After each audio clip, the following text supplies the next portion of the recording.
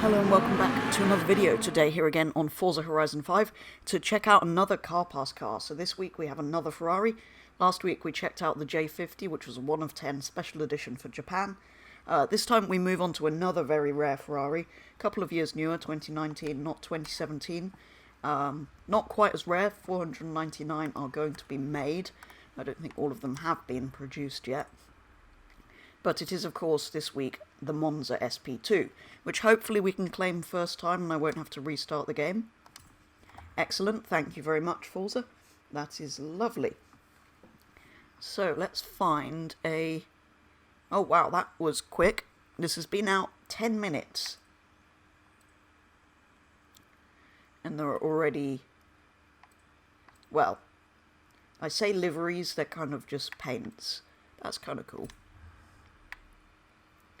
Okay, so we can have black or red, apparently.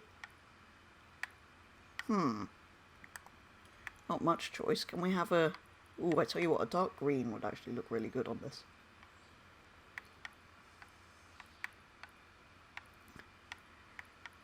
Do you know what? I'm going to go with that for now. I've never actually seen one in green.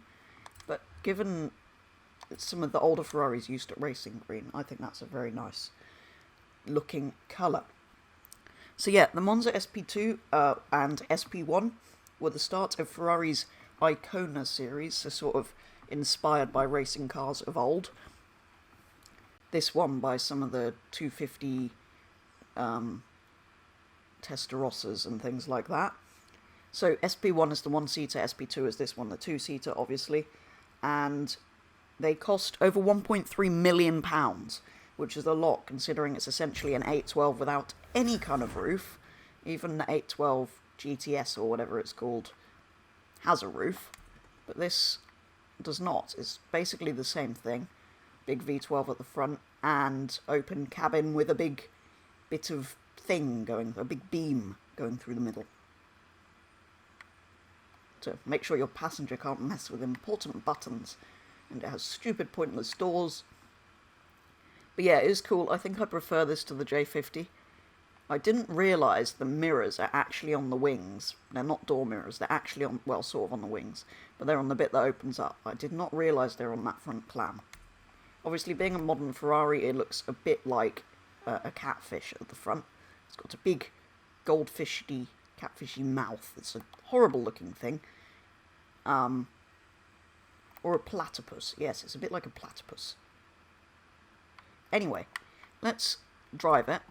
Completely stock to begin with. It is 867, middle of S1, so similar to the J50. So, I thought I would just double check. It is exactly 10 PI higher than the J50. I have reverted that back to stock now. Worth less than it, apparently. 2 million credits. Not quite worth that much, but sure, Forza economy is a bit broken.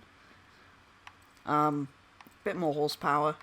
Obviously bigger engine, that's a mid-engine V8. This is a front-engine V12 car. But anyway. Obviously we've got the two-seater, so there's no point having the SP1. But there is now an SP3 Daytona. They're obviously naming them up after, so it's got rear-wheel steering, that's cool. I mean, it should have, the 812 does, I think, but... So yeah, they're naming them after famous tracks, where they've competed, obviously Monza, famous Italian circuit, that makes sense as the first one, or the first two, and now they've got the Daytona, which is inspired by some of the P3s and P4s. So maybe that'll get added one day. Obviously, like I say, there's no point having the SP1, because it's essentially the same as this. Although, if in body kit options you could swap it, that would be very cool. I'm not expecting that, but anyway. This is the kind of... This is what you buy it for in the end. The experience of driving an open car. It feels like everything's quite... The dash is quite far away. But yeah, this is what you buy it for. So that you can have the feeling of insects splattered on your face. I mean, you don't get that effect in the game, but you get the view that you would have. And I mean, is that screen really worth having, that little windscreen there for the passenger? So yeah, it is a very strange car. It's basically a very expensive way to have a less practical 812, if that's what you want from your Ferrari. I mean, there are many of these now, because there's the McLaren Elva, Aston Martin V12 Speedster, I think it's called. Obviously there's the Aventador J, which we've had for a while, and even longer ago the SLR Sterling Moss, I guess, but this, the Elva and the Aston Martin version, would be really cool, so it would be nice if we saw one of those at some point to go up against this, but yeah, we've got the Aventador J, like I say, and I'd also quite like to see the Sterling Moss, just because I think that's really cool, and that was kind of long before any of these, so that kind of started off the whole trend, but yeah, I think it's a cool idea. It's just that it's essentially a very, very overpriced 812 that's in many ways not as good. Anyway. Right, upgrades first, then we'll see if any more liveries have been made before I possibly try and create one. Probably just go for a paint colour, maybe something that's a bit like a vintage racing car livery with a simple number or a stripe or something. Anyway, let's have a look. Obviously, yeah, I was expecting that. No engine conversions. You can, of course, do an all-wheel drive swap, but why would you? And you can do a twin turbo. So I might come back and do that. We might end up trying to get this to the top of S1 very quickly. Usual sort of aero bits. Basically Forza aero, is it? Oh, Jesus, that is horrible. Well, you can do the old track width, which is nice. Wow. Okay. For once the back sticks out almost as much as the front, I might bring the front in 1. Just for the visuals of it. It looks like it's sitting quite high, actually. It definitely needs some...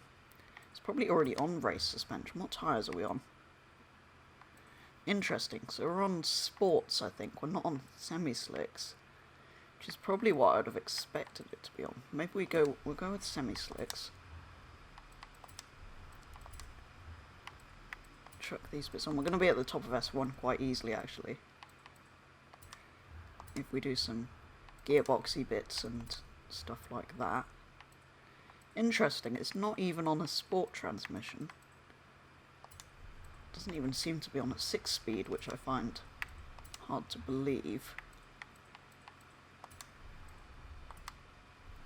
Race diff. We got here. Oh, race springs looks so much better. 886. Okay, so I might actually. What does this look like? Oh my god. That's interesting. I mean, it's not much use if it's that far back. Shouldn't it be a bit further forward? Shouldn't it sort of be almost inside those buttresses? That is very interesting. Surprised Ferrari are okay with that. Actually, maybe we should... No, it's a modern car, it should be fairly rigid. Oh, we've got weight reduction, but I feel like that's a bit pointless on a car that's already pretty light. So maybe we just up the power a little bit more.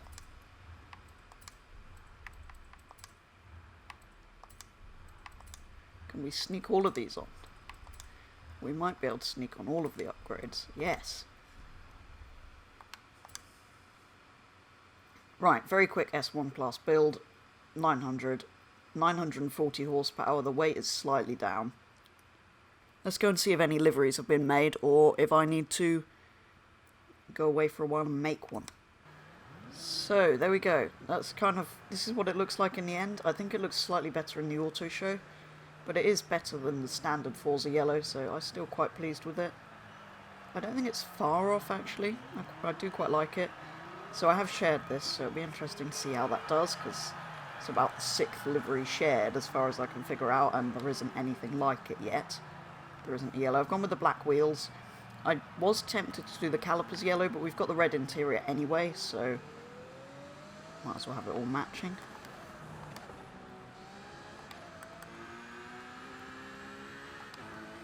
Oh wow, it sounds quite different actually. And it's a bit kind of, it's very twitchy. Okay, so that's interesting. I did just want to check about liveries, because I thought there can't be that few. So instead of going on recommended, I've just searched for this car. So there should be quite a lot more. These I like. Like that is a sort of, and the tailor-made one. Sort of like vintage racing cars. The one with the number I quite like as well. And that. I really like those. That's one of the classic race teams, isn't it? That's the sort of thing I imagined as well, with a sort of roundel for the number, but not necessarily a number. That car I recognise. I've seen that on the internet. But yeah, there's some very cool stuff. The blue's actually really cool as well. I kind of wanted to see if mine showed up. I mean, there's that one. That's kind of more gold than mine. There's one that is literally that yellow. I guess maybe it doesn't show your own. Ah, there we go. I think... I don't want to say this about my own livery, but I think out of the yellows on here... I mean, that's quite accurate for Giallo Moderna, I think. But I feel like the yellows out of here, that is one of the better metallic ones. But I wasn't the first one to do it, okay. That's pretty good as well, to be fair, if you want one without the black wheels. Anyway, let's go and find a race to see how it compares to other S1 class vehicles. So I actually had a better idea. Instead of racing it against AI, I thought what I'd start doing is setting times around a circuit in all of the cars that get added as part of Car Pass. So possibly in future videos I'll set a time with the car stock and then another time with it upgraded. But really I'm interested to see how they perform once they're upgraded to the top of a category. I know I throw the upgrades on very quickly, so it's not necessarily a be-all and end-all if this doesn't really show you whether the car is actually good or not. But out of interest, I just wanted to see how well it compared to... Well, this is the first one, so we'll see. But with future cars, if I upgrade them, we'll end up with a little leaderboard for each class. Because obviously I'll end up upgrading them to different classes. But I'm using my street circuit that I built, which was shown in a recent video if you guys want to take a look at that.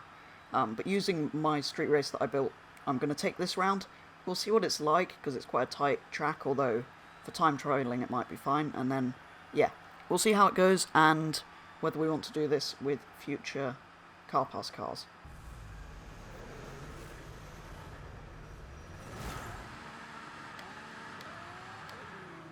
So yes, this blueprint is broken. It was supposed to be 5 laps, but it broke, so it's only a 1 lap thing, but that's all we need to see what this will do.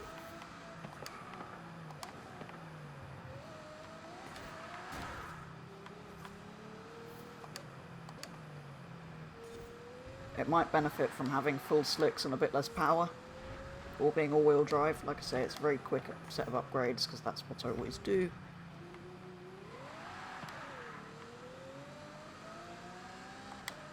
You have to be so careful on the throttle, though. It doesn't have a lot of grip, but that may be more to do with my upgrading than the car itself. It'd been interesting to see what it did stock. Again, no idea whether this is fast or not. The only car I've taken around here before is an RX-7, and I wasn't really going for it. So, what did we do? A 56.331. How was the time 56.3, but the best lap was... Okay, we'll go with best lap, because that's the important bit. So it's actually a 53.862. So, like I say, at the moment I've no idea whether that is a good time or not. So I think what I'll do before next week's Car Pass car is I'm going to take all of the previous Car Pass cars round in their stock configuration and upgraded to the top of various classes, depending on which car it is and what class I think... Well, what class I fancy upgrading it to, basically. We'll end up with a few leaderboards. We'll end up with the stock leaderboard for all the cars, and different class leaderboards for the upgraded cars. Just out of interest, more than anything, to see how they stack up against each other when they're upgraded, and what they perform like as standard. But yeah, let me know if you'd like to see that or not, because if that wouldn't be of interest, then obviously we won't worry about that. But I think that'd be a cool idea, to kind of add a bit of a comparison to all of the cars, change it up a little bit, make it a little bit different to a lot of the other reviews that are out there of these vehicles that just sort of do random races. But anyway, that is the Ferrari SP2 Monza. I quite like it. I mean, upgraded, it's probably my upgrades. It doesn't drive brilliantly, so I probably do really want it back as standard. But yeah, I've enjoyed it. I did think I'd prefer this to the J50. I still think I do slightly. But, the car pass isn't here, is it, unless we go to the festival. But yeah, it'll be interesting to see what I think of the FXXK Evo, which is obviously the other Ferrari we are getting as part of Car Pass, right at the end of January, I think, just before the Audi TT. So that one's a while off. But yeah, for now, that's going to do it for a first look at the Monza SP2. Next week, we have a Lamborghini Espada, I believe, and the week after that, Huracan Evo. So taking a break from the Ferraris for a couple of Lambos. Then I think we've got a couple of Jags before the FXXK. And at some point I will be taking a look at the Lamborghini Aventador SVJ once I have that unlocked, which will probably be in a couple of weeks' time. But yeah, that is going to be all for a first look at the Ferrari Monza. Do let me know what you think of my idea of running a few little leaderboards with these Car Pass cars, just to add a little bit of something to these car reviews, change them up a little bit. But yeah, that is going to be it for a first look at the Ferrari SP2 Monza. So yeah, thank you very much for watching. If you did enjoy the video and you'd like to see plenty more, please consider subscribing if you haven't already. But otherwise, thank you very much for watching, and I'll be back with the next video very soon.